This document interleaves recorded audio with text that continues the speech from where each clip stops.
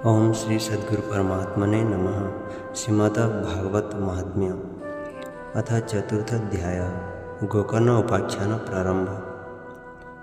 श्री सुत मुनि पुणी कहिले, हे मुनिवर, सेतेबेळकु भक्तमानंकर चित्तरे अलौकिक भक्ति उदित होई सारिथिला। ताहा देखि भक्तवत्सल श्री भगवान निजर धाम छाड़ी सेमानंक चित्तरे आविर्भूत हेले। तांक कंठरे बनमाला शोभा पाउथाए। श्री अंग सजल मेघ परि श्यामल होइथाए। से मनोहर पीताम्बर पिंधि थांती। कटि प्रदेश मेखलार झालर द्वारा सुसज्जित होइथाए। मस्तकर सुंदर मुकुट ओ कर्णर कुंडल बड़ मनोहर होइथाए। से त्रिभंग ललित भंगीरे विराजमान होई चित्त चुराई नेउथांती। वक्षस्थल कौस्तुभमणि झुलसुଥାଏ।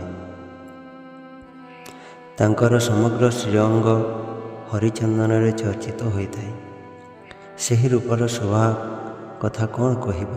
ସେ ତ ସତେ ଯେପରି କୋଟି କାମଦେବଙ୍କର ରୂପ ମାଧୁରୀ ଛଡ଼ାଇ ଆଣିଥାନ୍ତି। ସେହି ପରମାନନ୍ଦ ଚିନ୍ମୂର୍ତ୍ତି ମଧୁରାତି ମଧୁର ମୁରଲୀଧର ଏପରି ଅନୁପମ ଛବିରେ ନିଜ ଭକ୍ତମାନଙ୍କର ନିର୍ମଳ ଚିତ୍ତରେ ଆବିର୍ଭୂତ ହୋଇଗଲେ। ଭଗବାନଙ୍କର ନିତ୍ୟ ଲୋକ ନିବାସୀ ଲୀଳା ପରିକର ଉଦ୍ଧବାଦୀ ପାର୍ଷଦ ସେହି ଭାଗବତ କଥା ଶୁଣିବା ନିମନ୍ତେ ସେଠାକୁ ଗୁପ୍ତ ରୂପରେ ଚାଲି ଆସିଥାନ୍ତି। ପ୍ରଭୁ ପ୍ରକଟ ହେଉ ହେଉ ଚତୁର୍ଦିଗରେ ଜୟ ଜୟ ଧ୍ୱନି ଉଛୁଳି ଉଠିଲା। ଭକ୍ତି ରସର ଅଦ୍ଭୁତ ପ୍ରବାହ ଉଦ୍ବେଳିତ ହେଲା ଏବଂ ବାରମ୍ବାର ଫଗୁ ଓ ପୁଷ୍ପର ବୃଷ୍ଟି ତଥା ଶଙ୍ଖଧ୍ୱନି ହେଲା। ସଭାରେ ବସିଥିବା ଲୋକେ ନିଜର ଦେହ ଗେହ ଶରୀର ଘରଦ୍ୱାରକୁ ଭୁଲି ଆତ୍ମବିସ୍ମୃତ ହୋଇଗଲେ। ସେମାନଙ୍କର ଏପରି ତନ୍ମୟତା ଦେଖି ନାରଦ କହିଲେ, ହେ ମୁନୀଶ୍ୱରଗଣ, ମୁଁ ଆଜି ଏଠାରେ ସପ୍ତାହ ଶ୍ରବଣର ଅତୀବ ଅଲୌକିକ ମହିମା ଦେଖିବାକୁ ପାଇଲି। ଏଠାରେ ଯେତେ ମୂର୍ଖ ଦୁଷ୍ଟ ଓ ପଶୁପକ୍ଷୀ ଅଛନ୍ତି ସମସ୍ତେ ଅତ୍ୟନ୍ତ ନିଷ୍ପାପ ହୋଇଗଲେଣି। ତେଣୁ ଏଥିରେ କୌଣସି ସନ୍ଦେହ ନାହିଁ ଯେ ଏହି କଳିକାଳରେ ଚିତ୍ତଶୁଦ୍ଧି କରିବା ତଥା ମର୍ତ୍ତ୍ୟଲୋକର ପାପପୁଞ୍ଜ ନାଶ କରିବା ନିମନ୍ତେ ଭାଗବତ କଥା ପରି ଅନ୍ୟ କୌଣସି ଦ୍ୱିତୀୟ ପବିତ୍ରକର ଉପାୟ ନାହିଁ। ହେ ମୁନିବରଗଣ, ଆପଣମାନେ ବାସ୍ତବରେ ବଡ଼ କୃପାଳୁ। ସଂସାରର କଲ୍ୟାଣ କାମନା କରି ଆପଣମାନେ ଗୋଟିଏ ସମ୍ପୂର୍ଣ୍ଣ ନୂତନ ମାର୍ଗ ଦେଖାଇଦେଲେ। ଦୟାକରି କୁହନ୍ତୁ, ଏହି ଭାଗବତ କଥା ରୂପେ ସପ୍ତାହ ଯଜ୍ଞ ଦ୍ୱାରା ସଂସାରର କେଉଁ କେଉଁ ମନୁଷ୍ୟ ପବିତ୍ର ହୋଇଯାଆନ୍ତି? ସନକାଦି କହିଲେ, ଯେଉଁମାନେ ସର୍ବଦା ପାପ କରନ୍ତି, ସଦା ଦୁରାଚାରରେ ହିଁ ତତ୍ପର ରହନ୍ତି ଓ ବିପରୀତ ମାର୍ଗରେ ଚାଲନ୍ତି ତଥା ଯେଉଁମାନେ କ୍ରୋଧାଗ୍ନିରେ ଜଳୁଥାନ୍ତି, ଯେଉଁମାନେ କୁଟିଳ ଓ କାମପରାୟଣ, ସେମାନେ ସମସ୍ତେ ଏହି କଳିଯୁଗରେ ଭାଗବତ ସପ୍ତାହ ଯଜ୍ଞ ଦ୍ୱାରା ପବିତ୍ର ହୋଇଯାଆନ୍ତି।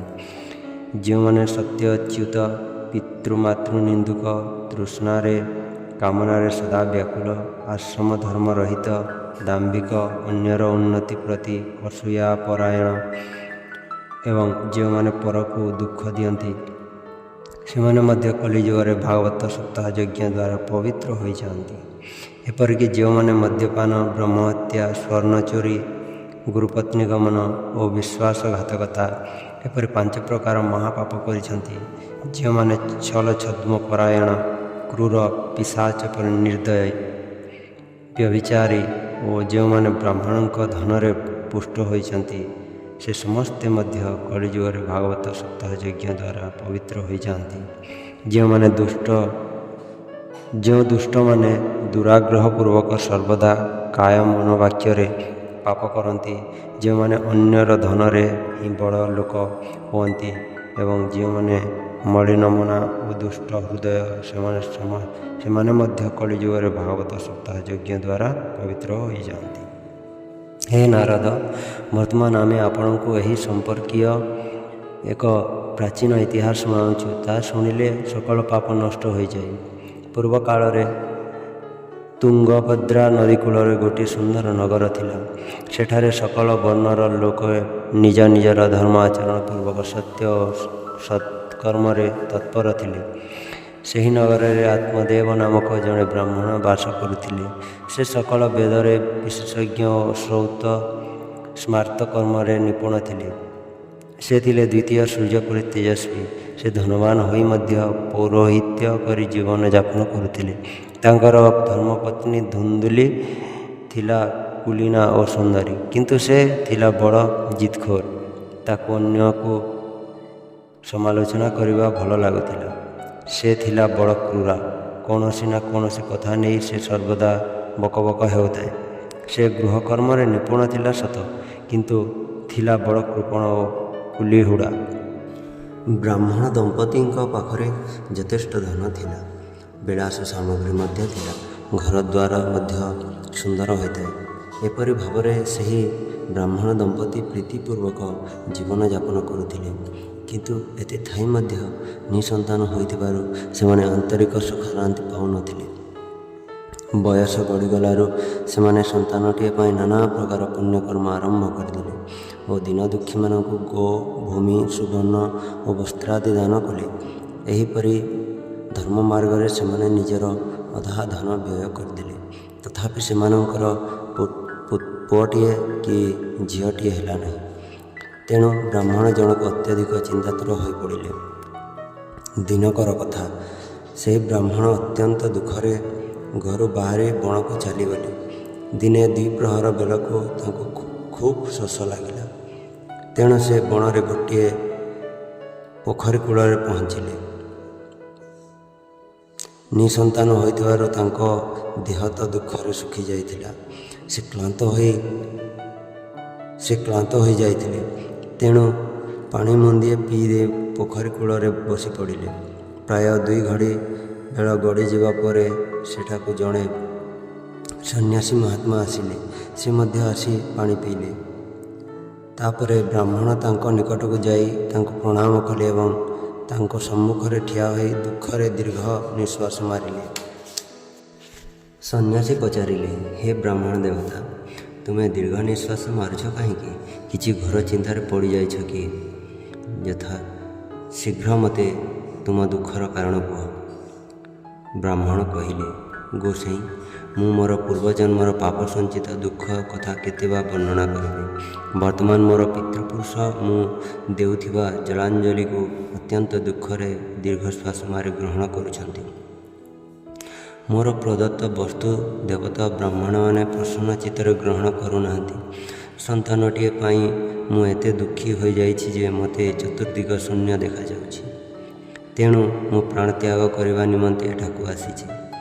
ସନ୍ତାନହୀନ ଜୀବନକୁ ଧିକ୍, ସନ୍ତାନହୀନ ଗୃହକୁ ଧିକ୍, ସନ୍ତାନହୀନର ଧନକୁ ଧିକ୍, ସନ୍ତାନହୀନର କୁଳକୁ ବି ଧିକ୍। ମୁଁ ଯେଉଁ ଗାଈ ପାଳୁଛି ସେ ବି ବାଞ୍ଝ ହୋଇଯାଉଛି। ଯେଉଁ ଗଛ ଲଗାଉଛି ସେ ଗଛରେ ବି ଫୁଲ ଫଳ ଧରୁନି। ମୁଁ ମୋ ଘରକୁ ଯେଉଁ ଫଳ ଆଣୁଛି ତାହା ମଧ୍ୟ ଶୀଘ୍ର ପଚି ଯାଉଛି। ଏପରି ଅଭାଗା ଓ ଅପୁତ୍ରିକ ଜୀବନ ରଖି ମୁଁ କ'ଣ କରିବି? ଏପରି କହି ବ୍ରାହ୍ମଣ ଆତ୍ମଦେବ ଦୁଃଖରେ ବ୍ୟାକୁଳ ହୋଇ ଉଠିଲେ ଏବଂ ସନ୍ନ୍ୟାସୀଙ୍କ ନିକଟରେ ଭୋ ଭୋ ହୋଇ କାନ୍ଦି ପକାଇଲେ। ତାହା ଦେଖି ସନ୍ନ୍ୟାସୀଙ୍କ ହୃଦୟରେ କରୁଣା ଜାତ ହେଲା। ସେ ଥିଲେ ଜଣେ ଯୋଗନିଷ୍ଠ ପୁରୁଷ। ତେଣୁ ସେ ବ୍ରାହ୍ମଣଙ୍କ ଲଲାଟର ରେଖା ଦେଖି ସକଳ ବୃତ୍ତାନ୍ତ ଜାଣିଗଲେ ଏବଂ ତାଙ୍କୁ ବୁଝାଇ କହିଲେ। ସନ୍ନ୍ୟାସୀ କହିଲେ, ହେ ବ୍ରାହ୍ମଣ, ସନ୍ତାନ ପ୍ରାପ୍ତିର ମହତ୍ୟାଗ କର। କର୍ମର ଗତି ବଡ଼ ବିଚିତ୍ର। ବିବେକର ଆଶ୍ରୟ ନେଇ ସଂସାର ବାସନା ଛାଡ଼ି ଦିଅ। ହେ ବିପ୍ରବର, ଶୁଣ, ତୁମର ପ୍ରାରବ୍ଧ ଦେଖି ମୁଁ ଜାଣିପାରୁଛି ଯେ ତୁମେ 7 ଜନ୍ମ ପର୍ଯ୍ୟନ୍ତ କୌଣସି ସନ୍ତାନ ଲାଭ କରିପାରିବ ନାହିଁ। ପୂର୍ବ କାଳରେ ରାଜା ସଗର ଏବଂ ରାଜା ଅଙ୍ଗଙ୍କୁ ସନ୍ତାନ ହେତୁ ଦୁଃଖ ଭୋଗ କରିବାକୁ ପଡ଼ିଥିଲା। ହେ ବ୍ରାହ୍ମଣ, ବର୍ତ୍ତମାନ ତୁମେ କୁଟୁମ୍ବ ଆଶା ଛାଡ଼ିଦିଅ। ସନ୍ନ୍ୟାସରେ ହିଁ ସକଳ ପ୍ରକାର ସୁଖ ନିହିତ। ବ୍ରାହ୍ମଣ କହିଲେ, ହେ ମହାତ୍ମା, ଜ୍ଞାନରୁ ମୁଁ କ'ଣ ପାଇବି? ଆପଣ ନିଜର ଯୋଗଶକ୍ତି ବଳରେ ମୋତେ ପୁତ୍ରଟିଏ ଦିଅନ୍ତୁ, ନଚେତ୍ ମୁଁ ଆପଣଙ୍କ ଆଗରେ ଏଇଠି ଶୋକରେ ମୂର୍ଚ୍ଛିତ ହୋଇ ପ୍ରାଣତ୍ୟାଗ କରିଦେବି। ଯେଉଁ ସନ୍ନ୍ୟାସ ଆଶ୍ରମରେ ପୁତ୍ର ସ୍ତ୍ରୀ ଆଦିଙ୍କର ସୁଖ ମିଳେ ନାହିଁ ତାହା ତ ସର୍ବଥା ନିରସ। ସଂସାରର ସରସତା ତ ପୁତ୍ରପୁତ୍ରାଦି ଭରି ହୋଇଥିବା ଗୃହସ୍ଥାଶ୍ରମରେ ରହିଛି। ବ୍ରାହ୍ମଣଙ୍କର ଏପରି ଜିଦି ଦେଖି ସନ୍ନ୍ୟାସୀ କହିଲେ, ବିଧାତା ଲିଖନ କିଏ କରିବ ଆନ। ବିଧାତା ଲେଖନକୁ ଟାଳିବାକୁ ଜିଦି ଧରି ରାଜା ଚିତ୍ରକେତୁଙ୍କୁ ବହୁ କଷ୍ଟ ସହିବାକୁ ପଡ଼ିଥିଲା।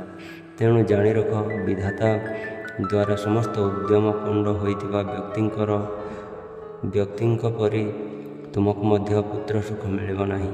କିନ୍ତୁ ତୁମେ ତ ଭୀଷଣ ଜିଦି ଧରି ବସିଛ ଏବଂ ଜଣେ ଆଶାୟୀ ପ୍ରାର୍ଥୀ ରୂପେ ମୋ ଆଗରେ ଠିଆ ହୋଇଛ। ଏପରି ଅବସ୍ଥାରେ ମୁଁ ଅବା ତୁମକୁ କ'ଣ କହିବି? ଶେଷରେ ସେହି ମହାତ୍ମା ଦେଖିଲେ ଯେ ବ୍ରାହ୍ମଣ କୌଣସି ପ୍ରକାରେ ଜିଦି ଛାଡ଼ିବାର ନୁହନ୍ତି। ତେଣୁ ସେ ତାଙ୍କୁ ଗୋଟିଏ ଫଳ ଦେଇ କହିଲେ, ଏଇଟି ନେଇ ତୁମ ଧର୍ମପତ୍ନୀଙ୍କୁ ଦିଅ। ଏହାକୁ ଖାଇଲେ ତାଙ୍କଠାରୁ ଗୋଟିଏ ପୁତ୍ର ଜନ୍ମ ହେବ।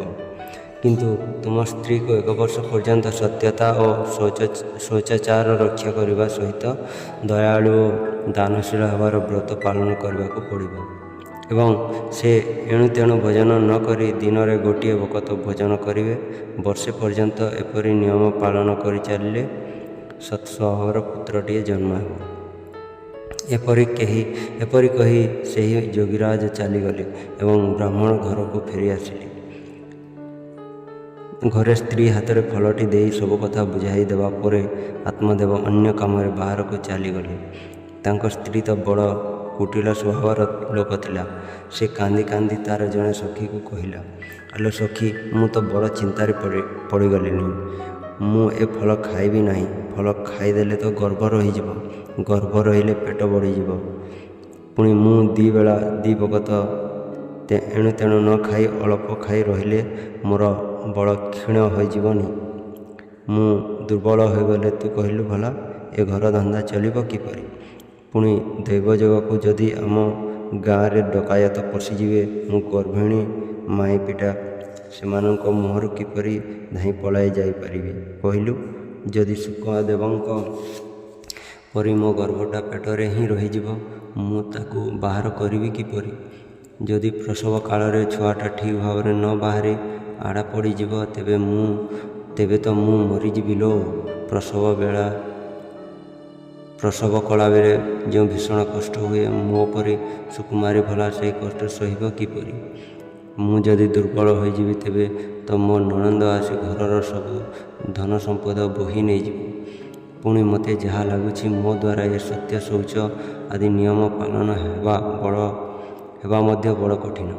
ଛୁଆ ଜନ୍ମ କରିଥିବା ସ୍ତ୍ରୀ ପକ୍ଷରେ ଛୁଆର ଲାଳନ ପାଳନ କରିବା ଭାରି କଷ୍ଟକର।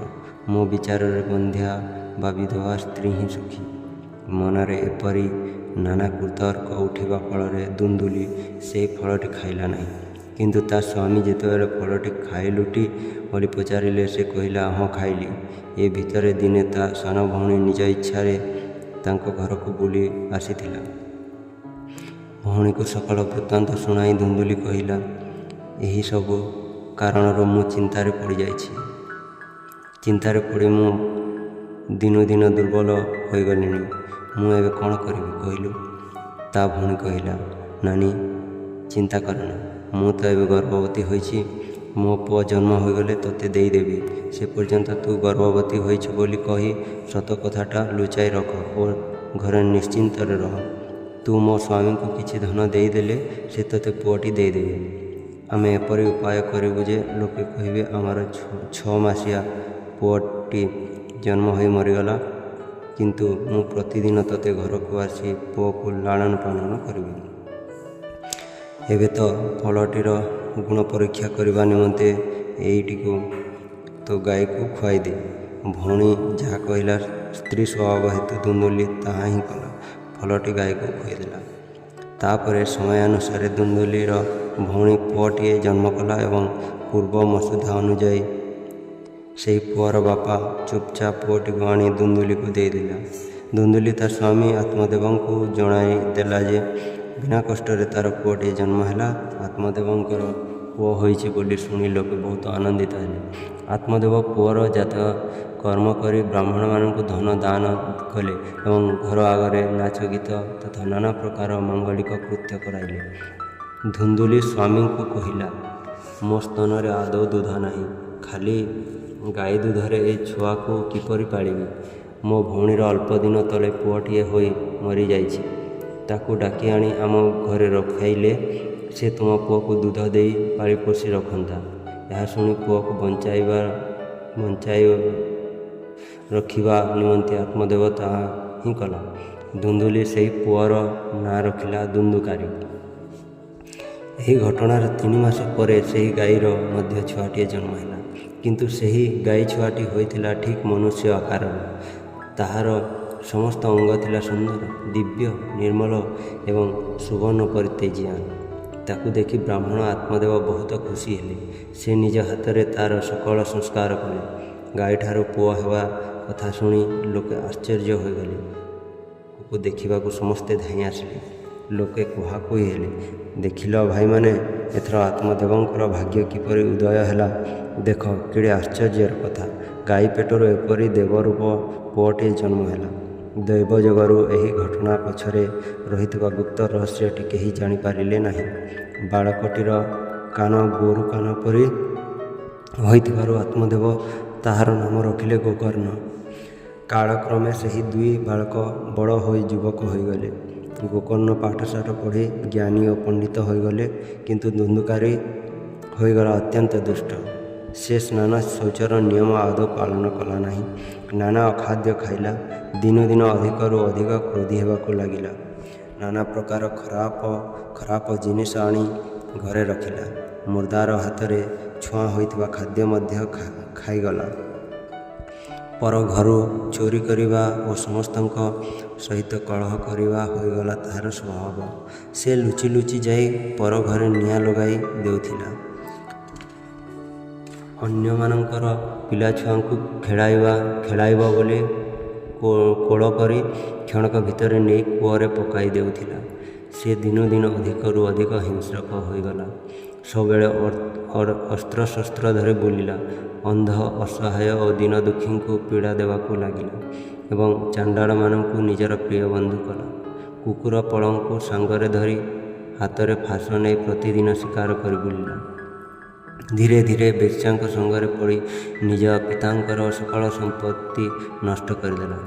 ଦିନେ ବାପା ମାଆଙ୍କୁ ଖୁବ୍ ମାରପିଟ କରି ଘରୁ ବାସନକୁସନ ମଧ୍ୟ ନେଇ ପଳାଇଗଲା। ଏପରି ଭାବରେ ଘରର ସକଳ ସମ୍ପଦ ନଷ୍ଟ ହୋଇଗଲାରୁ ତାର କୃପଣ ପିତା ବାହୁନି ବାହୁନି କାନ୍ଦିବାକୁ ଲାଗିଲେ। ହାୟ, ଏପରି ପୁତ୍ର ଜନ୍ମ ନ କରି ଏହାର ମା' ବନ୍ଧ୍ୟା ହୋଇ ରହିଯାଇଥିଲେ ବରଂ ଭଲ ହୋଇଥାନ୍ତା। ସତରେ କୁପୁତ୍ର ବଡ଼ ଦୁଃଖ ଦିଏ। ଏବେ ମୁଁ ଯିବି କୁଆଡ଼େ? ରହିବି କେଉଁଠି? ମୋର ଏ ବିପତ୍ତି କଟିବ କିପରି? ହାୟ, ମୋ ଉପରେ କି ବିପତ୍ତି ପଡ଼ି ନ ଗଲା ସତେ! ଏହି ଦୁଃଖରେ ପଡ଼ି ଦିନେ ମୋ ପ୍ରାଣ ଚାଲିଯିବ। ଏପରି କାନ୍ଦୁ କାନ୍ଦୁ ପରମ ଜ୍ଞାନୀ ଗୋକର୍ଣ୍ଣ ଆସି ସେଠାରେ ପହଞ୍ଚିଗଲେ ଏବଂ ପିତାଙ୍କୁ ବୈରାଗ୍ୟ ବିଷୟରେ ଉପଦେଶ ଦେଇ ବହୁତ ବୁଝାଇଲେ। ସେ କହିଲେ, ବାପା, ଏ ସଂସାରଟା ଅସାର। ସଂସାର ହେଉଛି ଦୁଃଖ ସ୍ୱରୂପ। ପୁଣି ଏହା ମନୁଷ୍ୟକୁ ମୋହରେ ପକାଇ ଦିଏ। କାହାର ବା ପୁଅ, କାହାର ବା ଧନ, ଏ ମୋହ ବୃଥା। ମୋହଗ୍ରସ୍ତ ପୁରୁଷ ଦିନ ରାତି ଦୁଃଖରେ ଜଳୁଥାଏ। ବାସ୍ତବରେ ଇନ୍ଦ୍ରଙ୍କର ସୁଖ ନାହିଁ କି ଚକ୍ରବର୍ତ୍ତୀ ରାଜାଙ୍କର ସୁଖ ନାହିଁ। ସୁଖ ପାଆନ୍ତି କେବଳ ଅନାସକ୍ତ ଓ ଏକାନ୍ତବାସୀ ମୁନି। ଏ ମୋ ପୁଅ, ଆପଣ ଏହି ଅଜ୍ଞାନ ଛାଡ଼ି ଦିଅନ୍ତୁ। ମୋହରୁ ନରକ ଗତି ହୁଏ। ଦେହ ତ ଦିନେ ନା ଦିନେ ନଷ୍ଟ ହୋଇଯିବ। ତେଣୁ ଆପଣ ସବୁକିଛି ଛାଡ଼ି ଦେଇ ବଣକୁ ଚାଲିଯାଆନ୍ତୁ। ଗୋକର୍ଣ୍ଣଙ୍କ କଥା ମାନି ଆତ୍ମଦେବ ବଣକୁ ଚାଲିଯିବା ଲାଗି ପ୍ରସ୍ତୁତ ହୋଇଗଲେ ଏବଂ ତାଙ୍କୁ କହିଲେ, ବାବୁରେ, ବଣରେ ରହି ମୁଁ କ'ଣ କରିବା ଉଚିତ ହେବ, ତାହା ମୋତେ ଟିକିଏ ଭଲ କରି ବୁଝାଇ ଦିଏ। ମୁଁ ବଡ଼ ମୂର୍ଖ। ଆଜି ପର୍ଯ୍ୟନ୍ତ କର୍ମବଶତଃ ସ୍ନେହପାଶରେ ବାନ୍ଧି ହୋଇ ମୁଁ ପଙ୍ଗୁଙ୍କ ପରି ଏହି ଗୃହରୂପୀ ଅନ୍ଧକୂପରେ ପଡ଼ି ରହିଛି। ତୁ ତ ବଡ଼ ଦୟାଳୁ, ମୋତେ ଏଥିରୁ ଉଦ୍ଧାର କର। ଗୋକର୍ଣ୍ଣ କହିଲେ, ବାପା, ଏହି ଶରୀରଟା ହେଉଛି ଅସ୍ଥି, ମାଂସ ଓ ରକ୍ତର ଏକ ପିଣ୍ଡ। ଆପଣ ଏହାକୁ ଯେଉଁ ମୁଁ ବୋଲି ଭାବୁଛନ୍ତି ତାହା ଛାଡ଼ି ଦିଅନ୍ତୁ ଏବଂ ସ୍ତ୍ରୀ ପୁତ୍ରଙ୍କୁ କଦାପି ନିଜର ବୋଲି ଭାବନ୍ତୁ ନାହିଁ। ସେମାନଙ୍କ ପ୍ରତି ସବୁ ମମତା ଛାଡ଼ି ଦିଅନ୍ତୁ। ଏ ଜଗତକୁ ସର୍ବଦା କ୍ଷଣଭଙ୍ଗୁର ବୋଲି ଅନୁଭବ କରନ୍ତୁ। ଜଗତର କୌଣସି ବସ୍ତୁକୁ ସ୍ଥାୟୀ ବୋଲି ଭାବି ତା ପ୍ରତି ଅନୁରାଗ ରଖନ୍ତୁ ନାହିଁ।